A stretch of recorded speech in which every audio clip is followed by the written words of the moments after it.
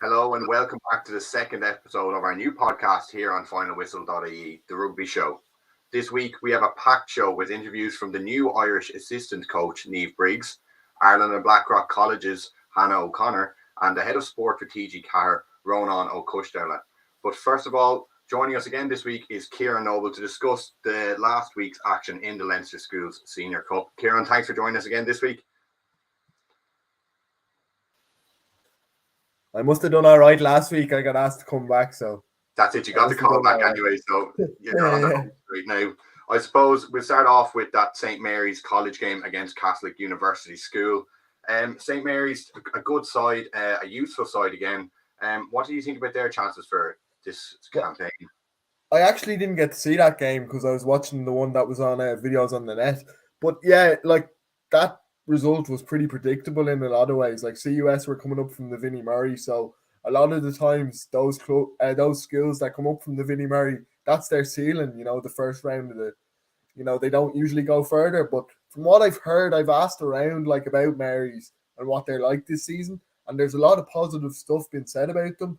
And the draw for them, it's pretty good. I think they got Kilkenny, so that's a very winnable game for them. And they are part of the top six as such, as it's called. But I think I'll get onto this later, but I think there isn't much of a gap between the rest and the top six anymore if you take away Rock and Michaels. But yeah, I think Mary's could be, semi-final, maybe a final if the draw goes well for them. But yeah, from what I've heard, they're a good side. And but I was really impressed by Wesley. That was the game I was watching. And with that Mary side, I think I know you didn't see it, but they showed real guts. Kind of, they found themselves 14, I think 5 down at one stage. They conceded inside the first 60 seconds. And I think as they grew into that game, a few of their star players kind of came up trumps for them. And I think Dara Gilburn at out half, he's definitely a player to watch out for. And not only kind of from the tee, but his playmaking style, he's definitely one for the future. Yeah, go on I suppose Mary's would have known even when they went behind that they can still win it. Like, I don't think there would have been a massive fear there from them. Sometimes it's just about growing into those cup games because a lot of schools can make a big deal out of that day in Donnybrook or wherever the game is in the cup. They can build it up in their head, and sometimes that's not a good thing. So it can take them a while, sometimes maybe 20 minutes, half an hour, to kind of just kick in and get going. So yeah, from what I've heard, they're a real tidy team, so it'll be interesting to see. Definitely, and I actually spoke to their head coach, Kieran Maloney, and Dara Gilburn after their win. Dara, congratulations, great win. How can you reflect on that game? Yeah, obviously, great to get a win in the first round there against a good CUS side. We built well coming into it. We knew they'd be strong. We started poor, but obviously great to get a win, and we've got a big week to come. And you mentioned that they're obviously conceding inside the first 60 seconds. How did you and the lads kind of bounce back to that on the pitch? It was tough. We knew they were going to be strong, so we knew we identified what went wrong there for the first try, and we just kind of built on it. So we didn't lose the heads. We just kept it together, and we got the result. Exactly. And what was the message kind of from Kieran at half time? You were a try ahead, but was it kind of just more the same, or what was he saying? Exactly. Yeah, just exact same. Keep to the same game plan and not change too much. I think when we played our game, we broke them down a bit. So I think the message is definitely just keep the same. So Kieran, congratulations, great win. How can you reflect on that game? I think we got the win. That's kind of the best way we can reflect on it. We started with a lot of nerves, I would have said. I've watched CUS over the last couple of weeks, and they have some really, really strong players, and they threw all of those strong players at us early on, and we weren't able to deal with it really. But once we came back into the game and got a bit of attack and a bit of momentum, we were able to get through a couple of phases and get back into the game. Exactly, and like you mentioned there, conceding kind of just after the first 60 seconds. How do you think the lads reacted after that? Incredibly well. I suppose we went 14-5 down, so after that, how did they react? We got ahead before half time, we had a big win, so I thought that was really important. And then the second half we worked well into a tough wind, again made some errors, but we're up and running, and we'll be able to spend a lot of time there looking at that over the next couple of weeks. And then that half-time talk must have been something big for Evan Moynihan. 2 quick-fire tries for him. Talk to me a bit about him. Great player, isn't he? He's incredible. Yeah, he's 4th year, so he has hopefully a great future ahead of him in terms of his rugby. Great leader. He's the one to be taking the team talk at half-time. So he knows exactly what's needed, and he was able to come up with the goods in the second half. And confident ahead of then the upcoming games into the final 8 now. Do you feel like your side can really take on whoever's left in the competition? Well, yes, I do. Yeah, we've had a really good season so far. We've definitely had some challenges against some of the schools that will be in that draw. But yeah, we are confident. But you know, the teams that are coming through now, Kilkenny are a really good side. Newbridge are a really good side after a slow start in their season. And then we've got obviously Rock as well that beat Michael. So there's going to be no easy games, and we're just looking forward, I suppose, to get going and training next week and seeing where we can go from here. So obviously a very confident camp in that Mary's dressing room. But let's move on to the game that was on at the same time, Wesley and Roscrea. Talk me through a bit about that game. Was there any standouts for you? To be honest, going into that game, I didn't know what to expect because I hadn't actually seen much of Roscrea or Wesley. But you always know that Roscrea are a very physical side. And I thought when the draw originally came out, I was like, Roscrea will fancy that, you know. Wesley aren't a big rugby school, and you know, Wesley, I think, have lost a number of their last few schools openers, like in the cup. And I was like, Roscrea should do it, you know. From what I heard about Roscrea, they weren't a side to really worry about, you know, later in the competition. But I thought they'd do it. But when Wesley came out, you know, I was like, this isn't a bad side. And when they were winning, but when they lost their captain, Dan Campbell, I thought maybe that would take the air out of the balloon a bit and they'd lose it. But they just were really hard grafters, you know. There wasn't a lot of exciting rugby, but it was real grafting, you know. In the centre, Toby Durham was excellent, I thought. I was really impressed by him. And to be honest, all Roscrea had was OG, the big winger. They were going through him all the time and trying to get him on the ball and bring him in. They didn't have anything else. So I think Wesley kind of figured that out, and they used their forwards, and they matched Roscrea in the physicals, which I was really surprised by. And to be honest, that was probably the shock of the round in a lot of ways, because no one really seen that coming. I didn't see that coming. If someone had said to me, who do you think's going to win, I'd say, Roscrea, because as I said, Wesley don't usually win in the cup. So a massive win for them. And they go on to face Gonzaga now, and it'll be interesting to see if they can put any challenge to them. Definitely, yeah. And I think that probably was the slight shock of the round. But I think up against Gonzaga in that next quarterfinal, do you think it could be a step too far for them? To be honest, if I was talking about my favourites for the competition, Blackrock are number one, but Gonzaga are definitely a team you have to watch. Like 3 years ago, I think it was 3 years ago, yeah, Gonzaga made the final against Michaels, and then they beat Rock the next year. And I think they're just on an upward curve in that school. They're doing great rugby things. And from the performance I've seen against Clongowes, okay, they let Clongowes back into the game a bit and they almost messed it up. But they were the better team, I thought, by far, really. Like when they were playing, they switched off a bit in the middle. But I think against somebody like Wesley, no disrespect to Wesley, of course, but I think Gonzaga should come out the winners. And then they're in a semi-final, and who knows what can happen. Yeah, and then kind of moving on then, Belvedere against Castleknock. What did you make of that game? It was very close, two evenly matched sides, you know. I think if either side lost, you know, you'd feel for them a bit, because I think there was a case for both of them to win. And Belvedere won the last play of the game. So, you know, that says a lot about it too. Interesting draw as well. Belvedere move on to play Newbridge.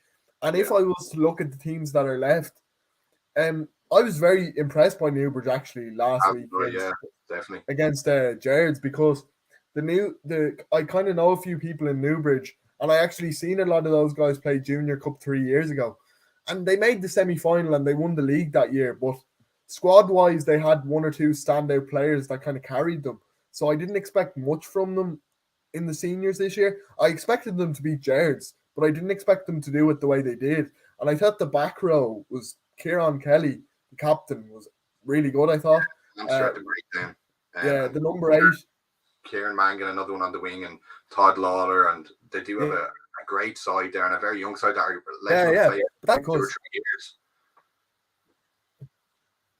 The thing about Newbridge, and I felt for them, I really did, because COVID affected them probably the most, more than any other school, because the group of players they had that qualified for the final that didn't happen in 2020, they were so talented. You had Donald Lawler, you had Sam Prendergast, you had Lucas Bertie, you had Luke Dunleavy as well, Dermot Mangan. They're all guys that are top level. And, I really do think if that final had went ahead, it was a really good Clongowes team that they were going to play, with like Callum Dowling, Oisin Devitt at scrum half. But I really do think Newbridge would have won that cup that year. And a lot of those guys were staying on. They were going into sixth year the next year. So they could have ended up winning 2 senior cups.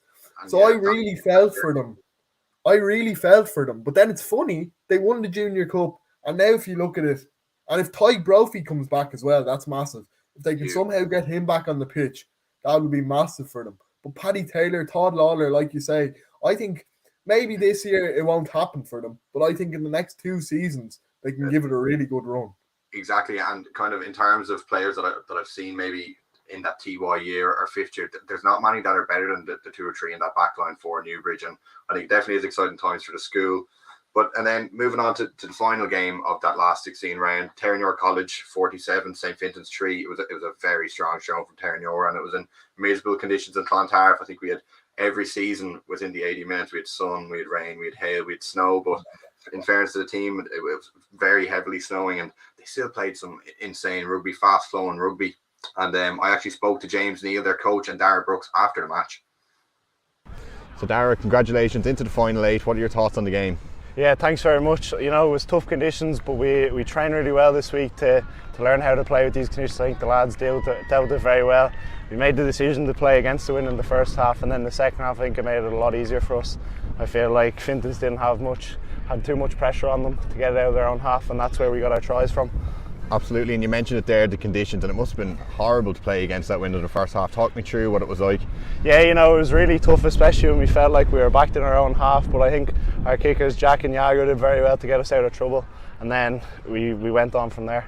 Definitely, and that try that you got as well, is that something you kind of focus on in training and maybe from close range powering over? Yeah, I think our mauls really improved over the whole year. At the start we weren't getting much change for it, but as the season went on we really pushed on, and it was great to score in front of the crowd. Absolutely, and what's the message kind of from the management team for you? What would make it a successful campaign? We want to go all the way, that's our goal. This isn't our peak, we want to keep going, get to the final URDS and hopefully lift the cup.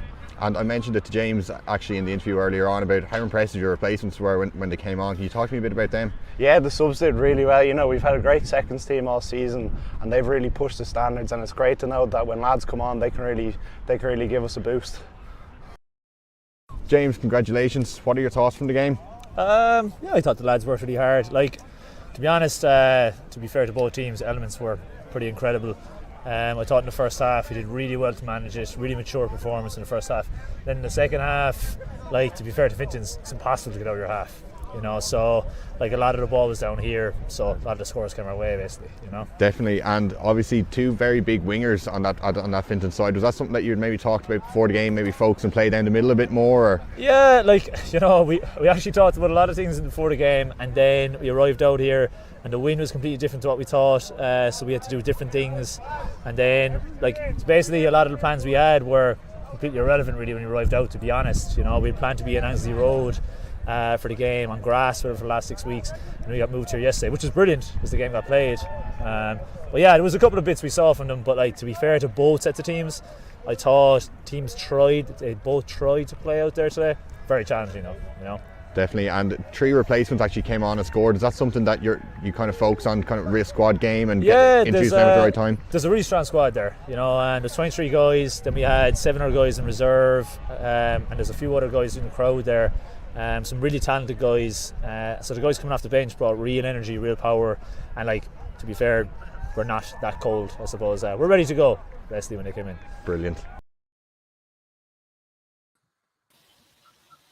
So Kieran, I think we'll kind of end this segment before you join us for the AIL at the end of the show. I'm going to just quickly go to the quarterfinal draw and ask you maybe your tips on each game. So we'll kick things off with one of your favourites, I suppose, Blackrock College against Terenure.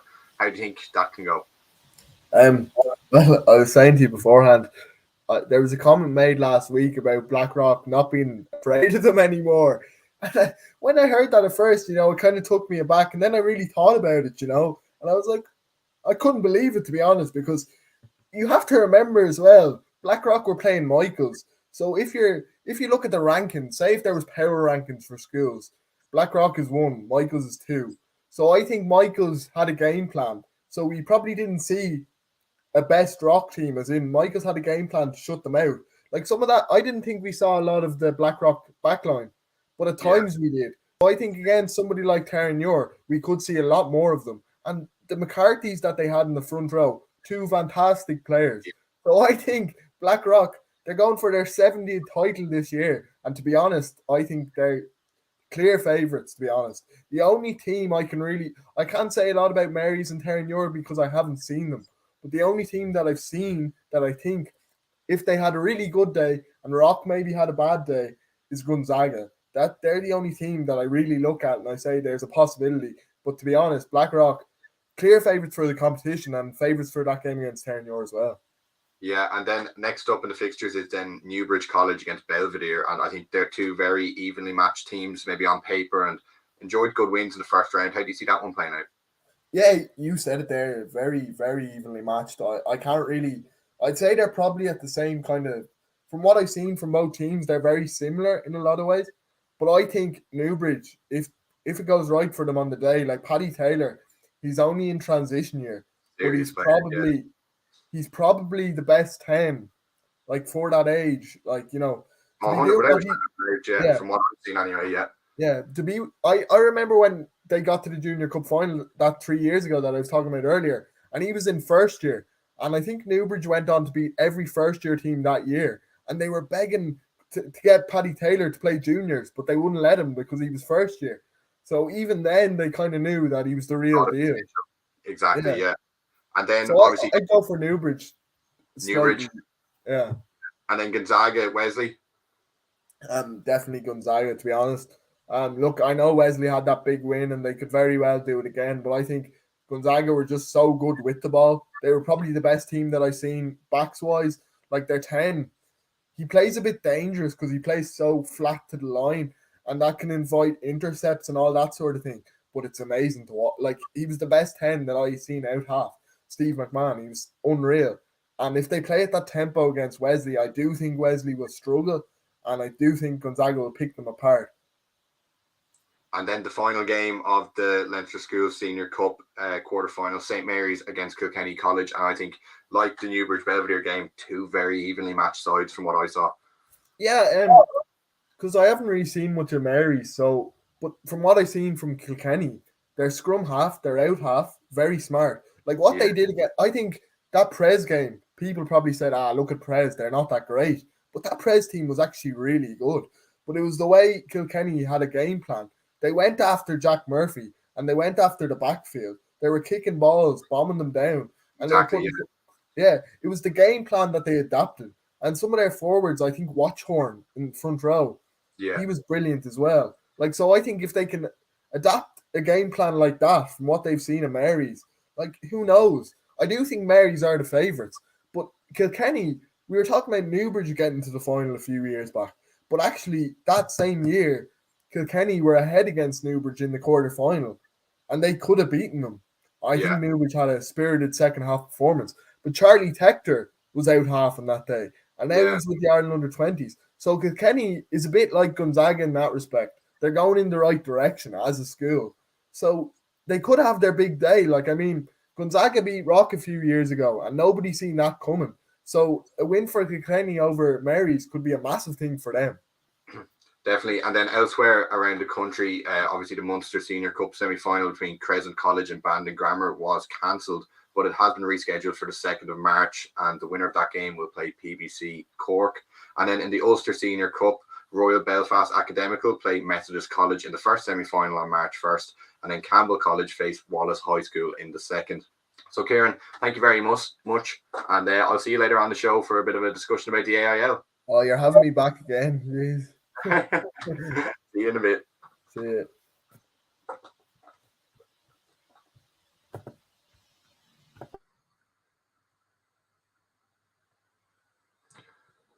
So we will now talk to Hannah O'Connor, Irish ladies, Leinster and Blackrock College back row.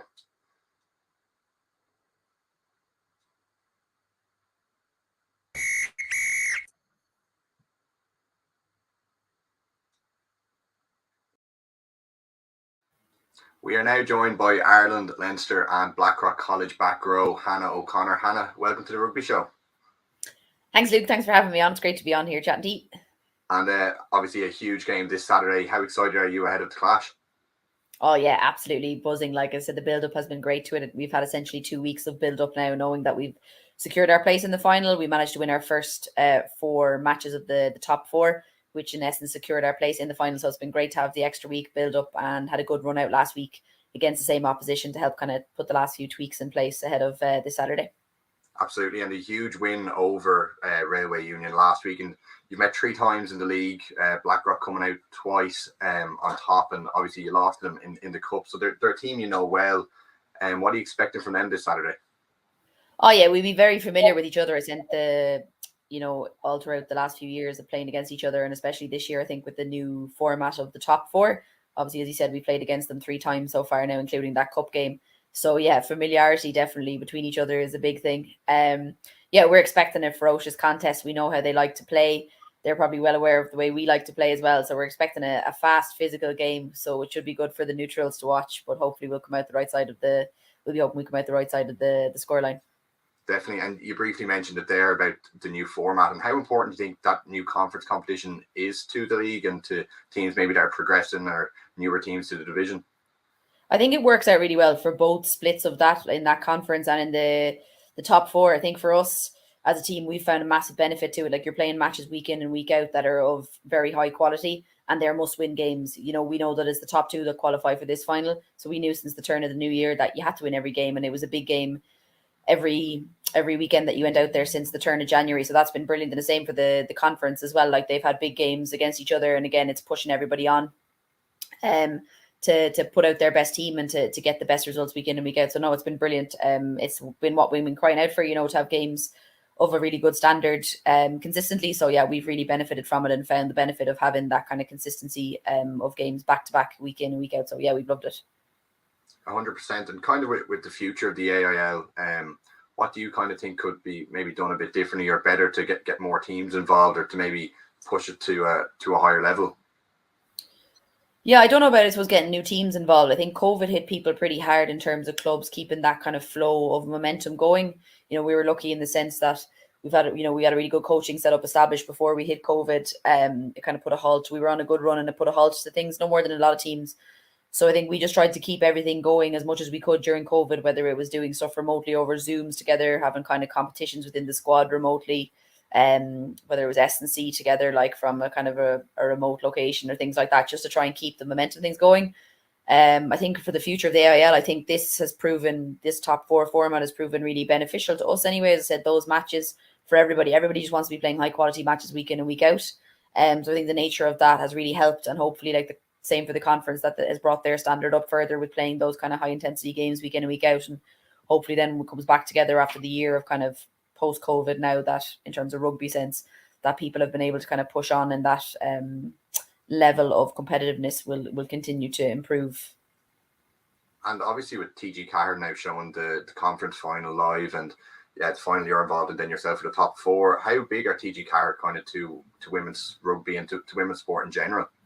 Yeah, in my opinion, I think like a lot of our team would agree with me when we say like TG Cahir are essentially trailblazers in what they do, whether it is having the likes of Emer Considine and Dervin Nickerford on comms duty, on having an all-female comms team there since, a couple of months back, and then in everything that they do in terms of showcasing, whether it's the GAA or whether it's the AFL over in Australia with all the Irish interest over there, like they've constantly been pushing that bar higher and higher and showcasing women's sport in the same window as men's sport. So it's been brilliant. They're constantly pushing that bar. So yeah, we're delighted to be part of that this weekend with them, and not surprised that they're continuing to put their support in behind women's sport again. Definitely. And then if I can kind of jog your brain back to maybe just the start of the season with Blackrock, did you have any maybe goals that you as a squad set yourselves, and what was your vision for the season? Yeah, like this was our goal. Our goal was to, I suppose, the first half of the season to be finishing amongst that top 3 places. And I suppose we were, unaware, I suppose, how you'd come back, because it had been so long since games had happened, and, getting those games under our belt before Christmas was really beneficial. Obviously the Interpros then helped people get game time as well. But then since the turn of the new year, it's definitely been like, we consider ourselves to be title contenders and have done. The competition within our squad is very high. I said 1 to 23. The competition has been fierce for places week in and week out since the turn of January. And all season really. We've got great depth in our squad this year, which has really helped us, and that's been a massive factor in it.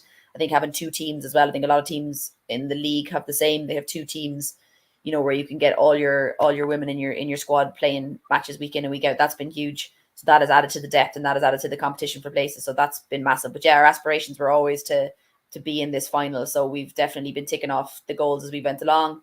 We started the new year well, obviously, on winning in winning ways, and kept it going then for the 5 matches of that round robin format. So yeah, we couldn't ask for much more in that regard, but it all counts for nothing unless we can do the business this Saturday night. So yeah, this is the big one. Absolutely. And then kind of looking a few weeks in advance, obviously a new Irish coaching staff with Niamh Briggs joining. What are your kind of expectations for the Irish side in the upcoming Six Nations?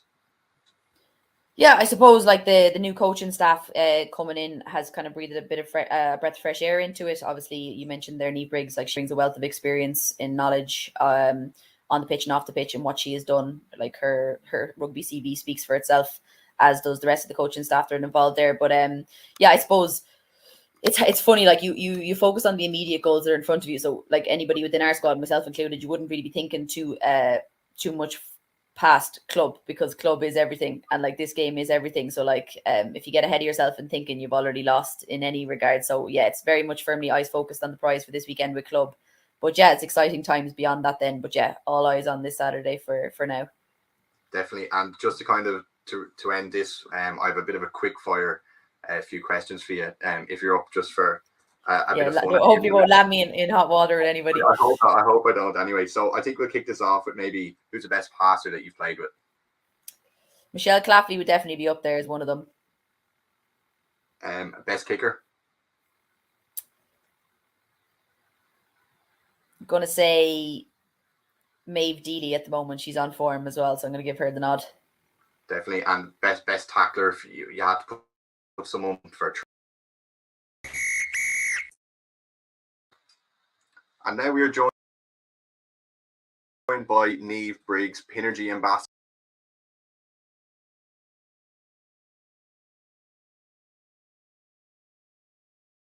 Anybody.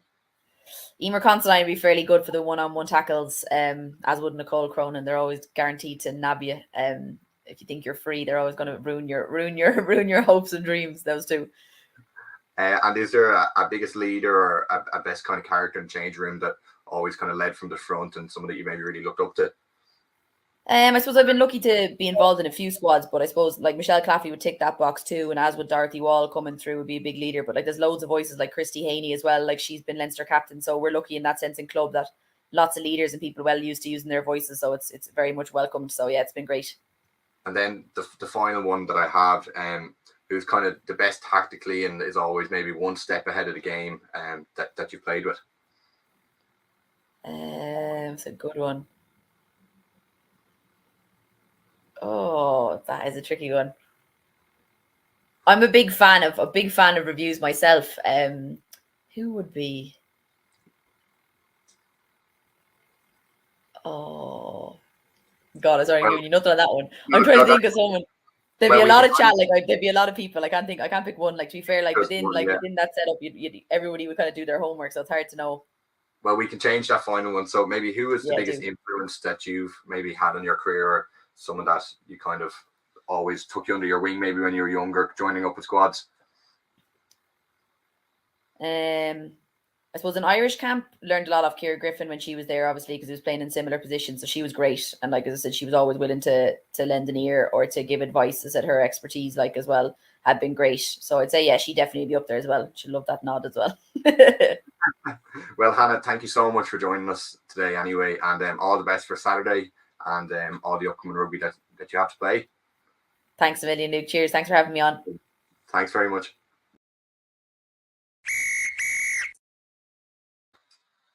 And now we are joined by Niamh Briggs, Pinergy ambassador and the new Irish women's assistant coach. So Niamh, thanks so much for joining us today. Thanks for having me. So how happy are you with your new role, and how much are you looking forward to it? Yeah, look, I'm delighted, excited. I think a huge range of emotions, nervous, obviously, but yeah, generally just very excited. Incredibly fortunate to be in a role like this, and like working with Greg McWilliams is super. Like literally, just can't believe it. Really, I pinch myself sometimes in relation to it because. He coached me when I was younger, and he's probably one of the best coaches I've ever had. So to be able to work with him is it's super. Definitely, and working alongside Greg now, what are your goals for the side for this upcoming Six Nations campaign?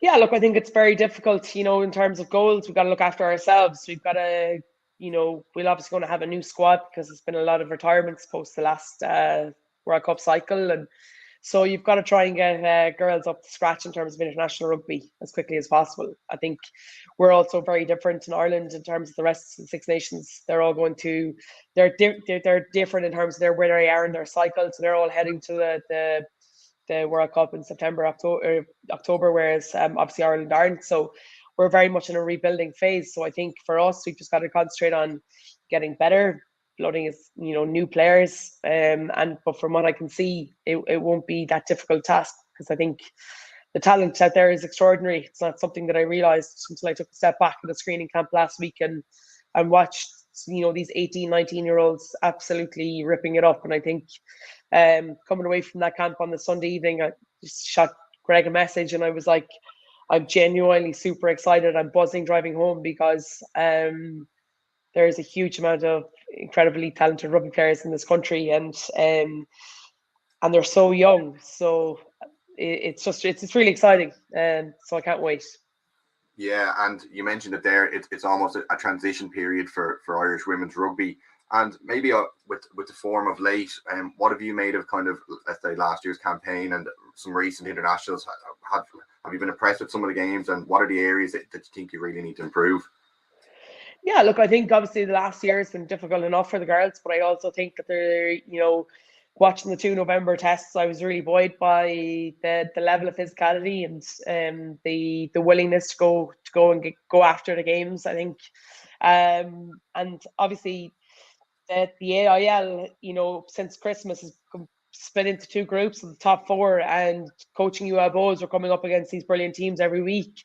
The level of the games has just gone up and up every week, and so I think for me, I think Ireland are definitely in a much better place than many people think or expect. I think there's a huge amount of talent across the board, and I think for us, we've just got to keep working on our ability to understand, rugby in terms of our game appreciation. I think that the local or the basic skill level so is so good. So we've just got to try and get them up to the this test level intensity. I think that's something that many of them won't have experienced before. So we've got to try and replicate that as much as possible in training. But from a natural point of view, natural talent point of view, I think there's a huge amount out there. Exactly, and you briefly mentioned there about the AIL. How important is that to the players to be playing against each other on a week in, week out basis? Obviously, you were very involved over your career with UL Bohemian. How important is the AIL to Irish rugby? Yeah, look, it's massive. I think it's the foundation to the building block of an interprovincial or an Irish side. I think it's so important. And this year, obviously, we've seen all the internationals play the AIL week in, week out, and it's been brilliant for the league. I think the quality, the caliber of the games has just gone up and up and up. And I think, every week the intensity is getting better, the ability to move the ball is getting better, the understanding of what's needed in terms of being able to go and win the AIL is getting better. So I think it's only, it's been a huge positive this year, and probably something that we haven't had over the last while. And so, in order for if you look at it from a top down, in order for your international sides to improve, develop and get better, you've got to have a really good foundation of a domestic game.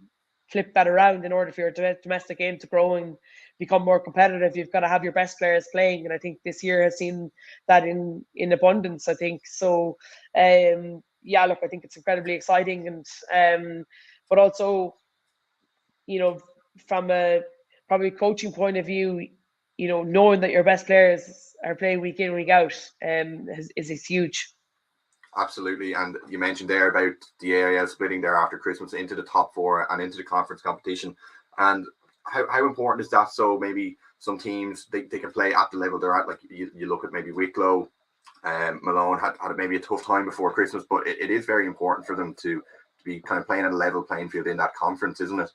Oh, so big. And the big thing is, post Christmas, the Barder, almost every game has been quite close. It's only been a score or two in it. Obviously, Bows and Railway last again is a bit of an anomaly for that, but I think that when games are close and they're competitive, you get better buy-in from the girls, and it does nobody any good. You're going out getting absolutely, hammered in terms of a huge amount of points, and it's very difficult to try and pick girls up after that and get them to come training next Tuesday and Thursday or Monday and Wednesday, whenever you're training. So I think from that aspect, it's only been a good thing. And I was speaking to Fiona Hayes last week from Ballincollig, and she's seen a huge improvement in her squad because they're now able to fit themselves against teams of their level, but also because they now have confidence in the fact that they're winning games, that they're getting better and better every week. And so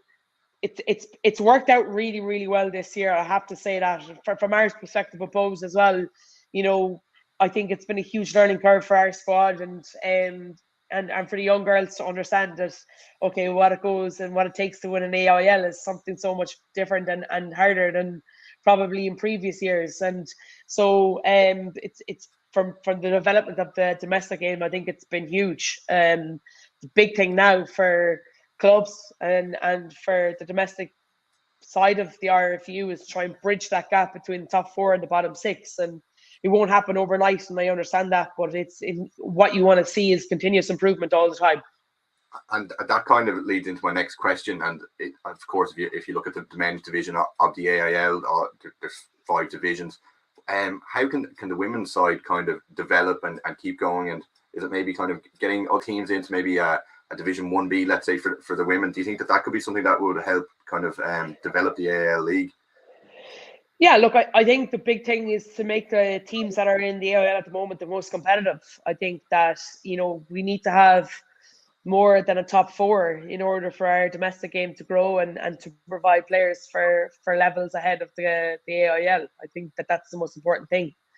I think there is definitely a foundation or a basis to have more AIL clubs, but you want to have them competitive across the board. So at the moment, I think, the 10 that are there are more than capable of bridging that gap that bottom 6 are. Like, they've got a huge amount of support from their actual club, and they've got to continue to push and grow the game. But I watched, say, like Suttonian Scott Wheaton's last weekend. I thought it was a cracking game and brilliant game. And so from that aspect, I think that they've got to take confidence now in the fact that they are where they are, but also,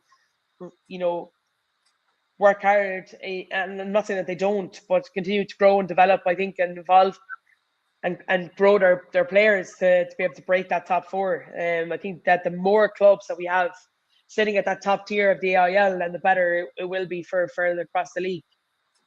100%. And kind of at the moment, we're really in the flow of the Schools Cup and the Schools Rugby. Was that ever anything that you got to experience? No, so I'm from just outside Dungarvan, not very much a hotbed of rugby, unfortunately. But I'm obviously living in Limerick now for the last number of years. I'm helping out a small bit with Crescent Comp at the start of the year. So I got to experience Schools Cup rugby probably for the first time. It's incredible to hear the noise. I can't understand it. It's crazy. So from that aspect, yeah, look, it's incredibly exciting. I think for these young guys, they're almost like mini academy players. They train incredibly hard before and after school. So, but it's hugely exciting, and I think I watched St. Michael's Blackrock last Sunday. So yeah, look, I think that it's definitely a real cool thing to do if you're in school, I think. So hopefully we'll get to see that for the girls in the future. Definitely. And maybe kind of going back on your past career, is there a real highlight that stands out to you? Obviously 62 caps for Ireland, 2 Six Nations championships. what is that? What was that pinnacle moment for you? I've had a huge amount of highs. I think probably. I think it's hard to beat your first cap, to be fair. I think that's always an incredibly special moment. But like then after that, you're looking at like asking to be captain and Grand Slam, winning 2015 and beating New Zealand in 2014. But I think the biggest high was the fact that I got to play at international rugby for 10 years. I never thought that would ever happen. It wasn't something that that I probably dreamed of as a kid. I grew up in the GA hotbed, and playing football for Waterford was my ambition. But when you get a taste of rugby, it was so natural in terms of the fact that I absolutely fell into it. I loved it, and very quickly, got on the bandwagon of trying to get to play for Ireland. When you do get to play, it's incredible, but also when you get to do it for 10 years, it's nuts. And it's only now that I've finished that I've kind of sat back and realized that, you become incredibly proud of all the stuff that you achieved. And I only watched that Ireland-New Zealand game during the lockdown. It was on TG Carr, Rugby Gold.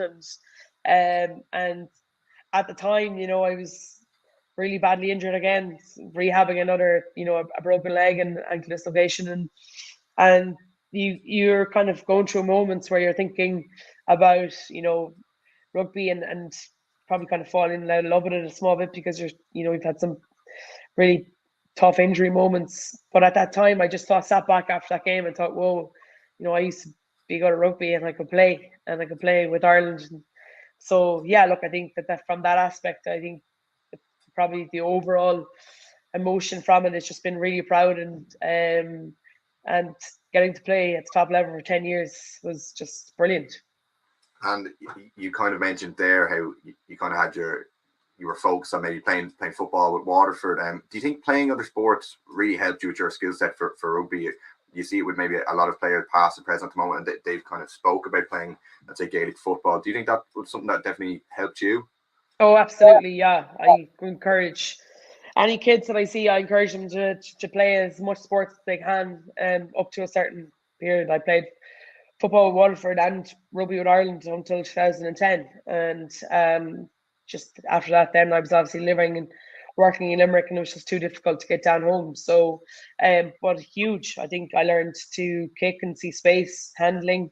All that was through football. And so, yeah, look, I think it's so important, multidisciplinary kids that come in, and also when you play a huge amount of sports, you're definitely going to have some sort of knockback or setbacks, and you get losses. I think that builds resilience. And when you come into academy or adult type of sport where you go into hone in on one thing, be it rugby or GA or whatever it is, a county level, but when you go to sport at a high enough level, that sort of knockback, that sort of resilience stands to you. And it also opens your mind to other things, and it's not just so insular around one sport. So I think it's so important. 100%. And kind of, if I can bring your mind back to maybe when you were a child or looking up, or kind of aspirations to be playing rugby. And I think kids nowadays, they have a lot of role models to look up to with all of your teammates and players that you're coaching now. Was there a player that stood out for you that was a real hero of yours, and you were like, oh, I'd love to be like her when I'm older or something? Was there anything like that? Yeah, look, I think for me it was not rugby focused, because there wasn't much rugby around. I think it was definitely the likes of Anya Wall for Waterford and Cora Thornton for Mayo. I think that they were two definite idols. Got to play with one and against the other, and but you look at the likes of Sonia O'Sullivan and breaking that mold for female athletes in Ireland. And I remember her in the Olympics, and us standing around a car radio from one of the teachers in the school, and we listened to her race. And so yeah, and it's taken a time, but now we turn on television 9 days a week, and there's female sport on, and I think that's hugely important. You look at the GA and TG Gahar, ladies Gaelic football, they've been, so in tune to women's sport, TG Carr, to be fair, but also, RTE now are on, and also on Sky Sports, and I think that's really important for young girls to be able to see. It's tangible. Then you can see it, and it creates a huge amount of probably energy and enthusiasm for young girls to go and do it. Look, well, I want to be on television, and I want to be able to do that, and so it's great. Absolutely. And I think kind of to finish this interview, we have a little quick fire round for you. So brilliant. I'm just going to ask you maybe on some of your past teammates. So if I was to say to you the best passer of the ball you ever played with, who would you say to me? Nora Stapleton. Tackler? Jenny Murphy. Leader? Fiona Coughlin. And rugby brain, who had that kind of, was always switched on, could see one step ahead? Lynn Cantwell. Brilliant. Thank you very much, Niamh. It's been a pleasure having you on, and thanks so much again. Thanks a million. Thanks very much. All the best, and best luck for the next campaign that's coming up. I appreciate it. Thanks very much. Brilliant.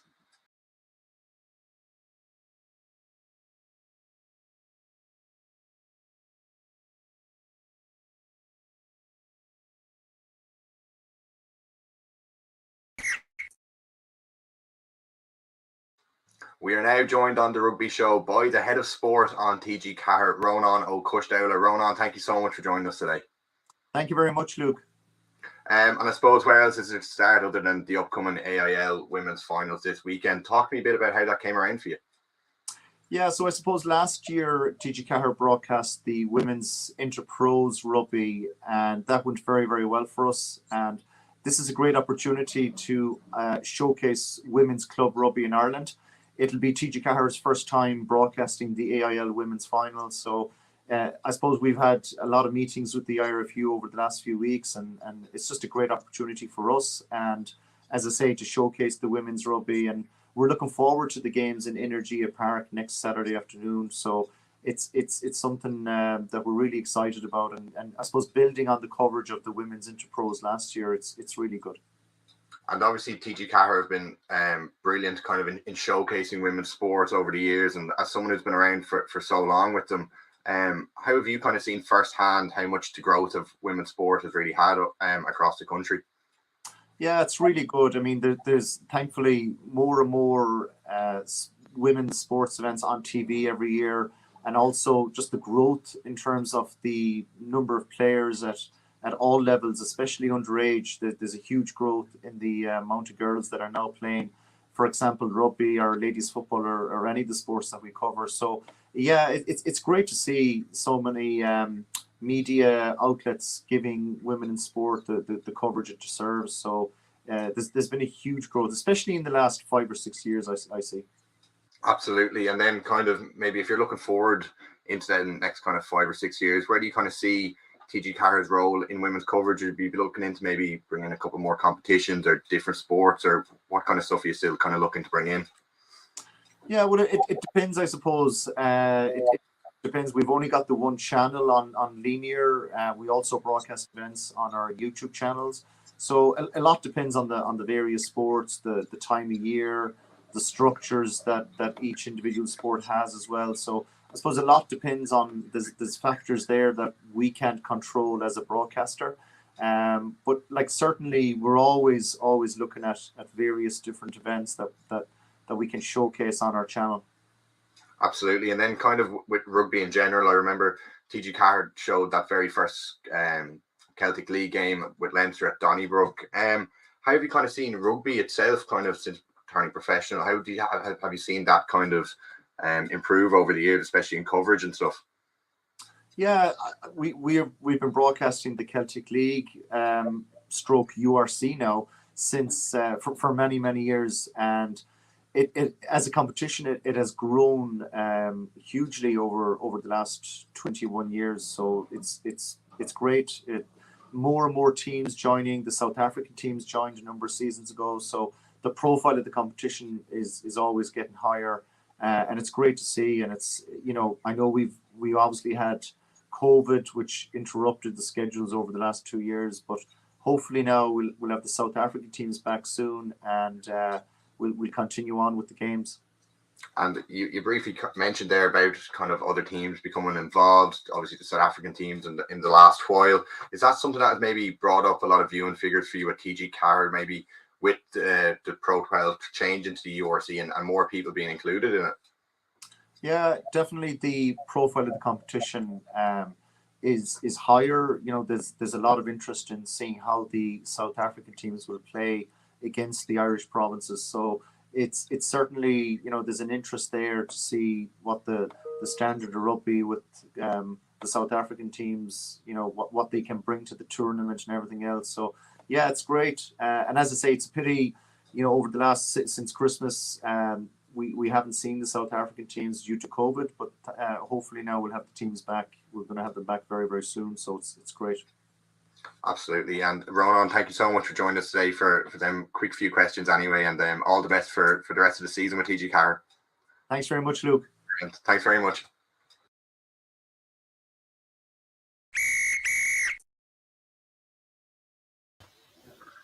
We will now be rejoined by Kieran then to discuss the men's AIL divisions. And Kieran, where else is there to start other than a clash between a real clash of the Titans with two of the country's top sides, Clontarf and Lansdowne? How do you feel about that? Yeah, I'm hoping to get to it, hopefully on Friday night. So, yeah, look, it's a massive game. I don't really think it's going to make a difference who wins, to be honest. I think they're both going to be in the playoffs, and they could very well both be in the final. But in terms of who needs the victory more, I'd actually say Clontarf, because the only team I think Clontarf have lost to this season in the league or in the Leinster League competition that they do before the AIL starts is Lansdowne. So I think Lansdowne have a bit of mental leverage over them at the minute. So I think Clontarf need to win that game just so they know, just so when it gets to the business end of the season, that they're like, we can beat these guys. We did it. Whereas I think if Lansdowne go on and beat them again, there's going to be a bit of doubt in Clontarf's mind. It really is massive. And you mentioned it there. Only 2 losses for Clontarf this season, one in the league to Lansdowne, one in the cup. And there's no doubt that'll be a fascinating game on Friday night. And then just the rest of that table, Terranure College are in third place on 44 points, with Corkcon in fourth on 40 points. And then moving on to Division 1B, a big game last week for Wesley and Highfield. And I think a lot of people were maybe expecting to be a lot tighter than it was, but it did end in a 30 points to 3 victory for Wesley. How do you see the rest of that season panning out? Yeah, well, just before we move on to that, I just wanted to say that Terranure and Trinity at the weekend is a massive game, because Terranure are going on to try and get 10 wins in a row. And for Trinity, I think they really need to win if they're going to kind of stay in the race for the top 4. I really do think they need to win that game. So it's massive for them. And I also think Terranure have a few really tough games coming towards the end of the season. Like, I think they have Lansdowne, they have Clontarf, and they have Young Munster, who they all lost to at the start of the season. So there's some big games coming up for them too. But in terms of 1B, yeah, I was very surprised when I saw the Wesley result, to be honest.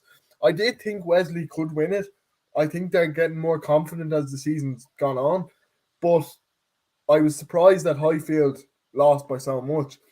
And you'd worry now, because Highfield were so far ahead at the start. And now there's only 5 points between them in second and the team in fifth, which I think is Shannon. Shannon, yeah, you're right, yeah. Yeah, so I think, yeah, they're in a bit of bother. Like, if they lose another game, they could really be involved in a playoff scrap. And that's something I didn't see coming, like, early on in the season. Definitely. And St. Mary's actually played. St. Mary's are in third place on 40 points, and so are Naas. They're in fourth on 40 points. But St. Mary's take on fifth place Shannon. And I think that could be another huge game that'll really decide how maybe the final table is going to look at the end of the year. But last week, St. Mary's did a very surprise loss to old Belvedere. And I suppose they've moved up to 7th now in the league. And do you think there could be anyone else outside of that top 4 at the moment that could make a late push into that top 4 spot? You never know, I suppose, but I think the 5 teams, I think it's getting to the nitty gritty part of the season that you'd have to be thereabouts. Like, you're either, this is the way I'd put it, you're either in the mix for a playoff, you're kind of in no man's land if you're 6th, 7th, you know. I think sometimes you'd be safe from a relegation, and you're not really there for a playoff. And then you've got the teams that are fighting it out to stay up. So, yeah, I think, look, Naas are another team as well. I don't think a lot of people expected them to be in the top 4. And actually, when I was talking about all the good Newbridge players of that year, they got to the Senior Cup final, I forgot about Donald Conroy, who's been lighting it up for Naas this year. He's a fantastic player, really good player. So yeah, they've done really well. And as we move kind of down the divisions into 2A, obviously Queen's University 60 points, they're 14 points clear at the top of the table. But obviously with the rule changes this year, it's not much of an advantage. But they do play second place Cashel this weekend. Cashel had a good win over Ballymena, who were in third place last week. Buccaneers are in fourth place, and Old Crescent are in fifth. Queen's University, would they be really your tip to maybe go up to 1B? Yeah, they look very good, but I was kind of thinking about this just in general about the way the league is and the way the format is. How are teams at the top going to manage the next few weeks? Like Greystones are another example, and they actually lost the weekend. So I'm wondering, are teams gonna, taper their performance a little bit, where they're gonna be going down for a few weeks, maybe take a few losses, and work on stuff in training, because you want to peak at the right time. So I'm wondering, for the likes of teams that probably feel comfortable in those playoff positions, are they going to do a bit of like game management and, kind of try and peak at the right time? Because it really doesn't matter if you make the top four, you make the top four. It doesn't really matter if you're first, second, third, or fourth. But what does matter is how you perform in those 2 weeks when you have a semi-final and a final. So I think whatever club manages that best in every single division, not just 2A, 2B, whoever manages those couple of weeks the best will go up and will get promoted. So definitely, and you mentioned it there with Greystones in Division 2B. First home loss of the season against Belfast Harlequins, who are a side that are really pushing on for that top 4 spot. And I think that is really a very competitive division. If you look at the table, Greystones obviously runaway leaders on 52 points, but then there is just 3 points separating Galway Corinthians in second and Blackrock College then in fifth. And Galway Corinthians actually face third place Wanderers this weekend, and just a point separating them 2 sides. So do you think that there will be maybe an element of keeping your cards close to your chest maybe in the final weeks ahead of the top 4? Yeah, like Blackrock and Greystones on at the weekend, and it's actually being Rocker live streaming. Justin Middleton's doing the commentary. But yeah, that's another big game, because there's the other element to it as well. You could say if a team keeps losing, their confidence is going to be shot and they're not going to be able to pick it up. And that is my big worry with Greystones. Being from Wicklow, I'd love to see Greystones go up, but I've seen them before. They kind of do so well to a certain point of the season. But when it comes to the business end, sometimes they can fade away. So it's going to be really interesting how they manage it, to be honest. I was really impressed with Belfast Harlequins the other day, like really impressed. And Greystones had a few injuries too that they probably didn't want. Dan Mannion went off again, and Mark Myler got smashed in a tackle. Smashed, and he'll be out for a long time, I'd say. I was speaking to him yesterday, actually. I sent him a message on Instagram, and I think he probably won't be back this season. So definitely, and there's been a number of players kind of since Christmas that have maybe been forced out through injury for Greystones. If you look at Danny Kenny, was a big talisman in the first couple of months. The same with Ferdy Kenny, their top try scorer. So I suppose for Greystones' sake, you'd hope that they can maybe keep a fit squad and keep the momentum going. I think a side that definitely deserve a shout out is Malahide. They are still only in 8th place, but 3 wins on the bounce, and a big win last week as well. So they're a side that maybe to keep an eye on, maybe not for this year, but for the following year. And then Malahide are another team that have only relatively recently came up from the Leinster League. So they're kind of they're going the right direction, like a bit like Enniscorthy in 2C. That's where I was going to head to 2C, and there's a real top of the table clash now, and a bonus point win for Skerries over Enniscorthy will see them into tied first place with the Wexford side. But Enniscorthy, an absolutely real shock last week with a loss to Sunday's Well away from home. Sunday's Well were at the bottom of the table, but did move up to 9th place after the win. And the two of them play each other this weekend. I think that would be a real tester for maybe if they do meet in the top 4. Yeah, I think as well, the AIL season is so long that you can't expect teams to win every week. Like, it's not sustainable. Of course it can happen, but it doesn't happen very often. So of course teams are gonna have weeks where you're like, oh, that wasn't That wasn't great. Like I did the report for the Greystones game at the weekend, and I think I said it was uncharacteristic or something, like, which it was. Like, teams aren't going to be, they're not going to be 100% every week in performance. And as I said, it's getting to that point in the season now where they kind of have to manage their performances and peak at the right time. So, yeah, I think there's probably teams in every division that are kind of comfortable and know they're heading into the playoffs. So, unless they do something really bad and lose a heap of games, like, they're probably going to get to the playoffs. So they're like planning ahead for that, I think, in their head. All managers will tell you, oh, we only plan for the next game, yada, yada, yada. But those guys are thinking about the playoffs. They might not tell you on camera, or they might, but they are thinking ahead. And they have plans for all those scenarios. And with Greystones as well, I'll just go back. The only good thing for them as well is they've had a really good seconds team. So there's lads playing there that could easily come up and make the jump to first. So definitely. And Kieran, we could be here, I'd say, for another couple of hours easily, going through in depth into every club in the divisions. But I'm afraid that is all that we have time for this week. And thank you so much for joining us again, Kieran. It was a pleasure having you. I enjoyed it again. Make sure you join us next Wednesday at 8 p.m. where we have another in-depth look at everything domestic rugby in Ireland. All the best. Thank you very much.